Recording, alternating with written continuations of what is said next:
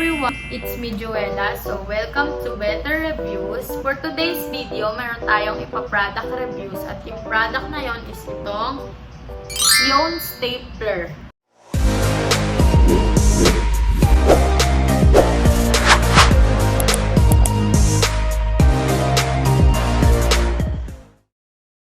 Yung stapler dito na yun, I have 3 colors. We have blue, black, green. So guys, try natin siya isa-isa. Lalagyan natin siya ng bala.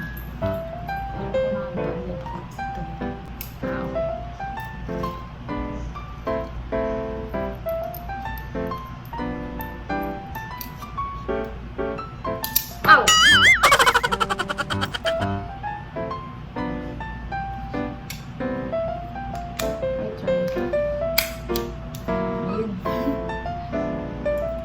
Try natin siya sa paper.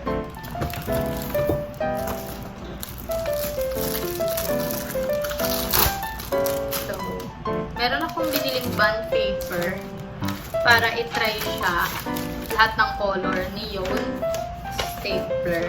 So, tinupin ko guys.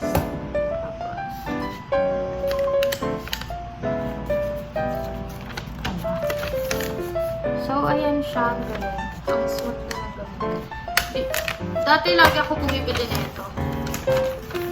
Ng stapler. Tapos, lagi ko na iiwanan. Kasi yung binibili ko lang yung maliit. Hindi ko gumagamit. So, okay naman siya. Diba? Ito yung black. So, testing naman natin yung blue. Kung okay din siya or gumagana. Kasi, diba? Yung iba sa Shopee, hindi. Or sira. So, may bala na siya. Testing natin pa. Tutupi ulit natin siya here.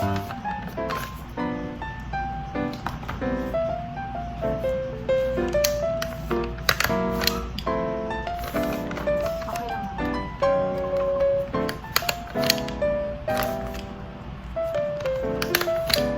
Ayan siya guys. Ang galing. Ang ganda. Ang smooth niya lang gamitin. Tapos next, i-try naman natin si gray.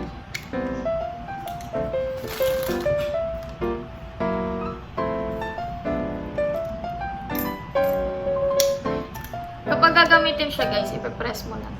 Yan. Tapos i-insert dito yung bala. Next. Paggawa na tayo ng wallet. Parang wallet box.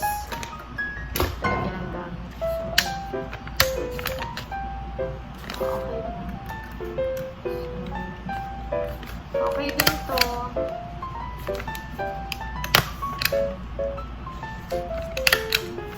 So guys, ang ganda niya gamitin. Tapos, affordable din siya. Nabili lang siya sa Shopee. Sa Yone Stapler.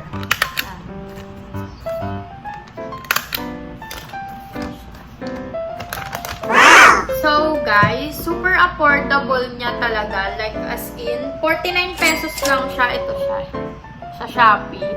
And they are all colors. And 49 pesos yung stapler. Tapos ganito kalaki naman yung bala niya. 30 pesos lang guys. Super affordable siya. Tapos talagang for office, school supplies, super convenient niyang gamitin. Diba? Ang ganda. Tapos, smooth lang talaga siya sa birthday.